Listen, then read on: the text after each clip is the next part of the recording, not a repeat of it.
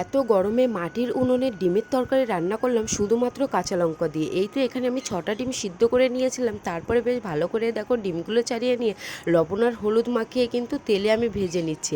আর ডিমগুলো হালকা একটু খুন্তির সাহায্যে কেটে কেটে নিয়েছিলাম, যাতে ডিম ভাজতে গেলে তেল ছিটকে গায়ে না পড়ে। আর এদিকে হচ্ছে তেলের মধ্যে সামান্য আমি কটা পেঁয়াজ দিয়ে নিয়েছি কুচানো, আর কটা কাঁচা লঙ্কা দিয়ে নিয়েছি। এবার আদা রসুন পেস্ট করা বেশ ভালো করে কিন্তু মিশিয়ে নিচ্ছে। এখন যে পরিমাণে গরম পড়েছে, এত গরমের মধ্যে কিন্তু মশলা জাতীয় খাবার প্রত্যেক দিন খেতে ভালো লাগছে না আর কি। তো যাই হোক, আর আমাদের বাড়িতে যে কোনো জিনিস রান্না হলেই কেন জানি না পেঁয়াজটা কিন্তু দিতেই হয়। আর আজকে সেরকম একটা মশলা দিয়ে কিন্তু রান্না করতে ইচ্ছা করছিল না, যদিও বা আজকে ডিমের তরকারি, তাও ভাবলাম যে আজকে শুধু কাঁচা লঙ্কা দিয়ে রান্নাটা কমপ্লিট করে নিই। এই তো সিদ্ধ করে রাখা আলুগুলো বেশ ভালো করে মশলার সঙ্গে কষিয়ে নিয়ে জল দিয়ে দিলাম পরিমাণ মতো। এবার ডিম দিয়ে নিলাম। ডিমটা দিয়ে কিছুক্ষণ বেশ ভালো করে কিন্তু জ্বালিয়ে নেব, যতক্ষণ না আলু একেবারে পুরোপুরিভাবে নরম হয়ে যাবে। তো লাস্টে একটু গরম মশলাতে নামিয়ে নিলাম। এরকম গরমের মধ্যে এরকম হালকা পাতলা তরকারি খেতে ভালো লাগে।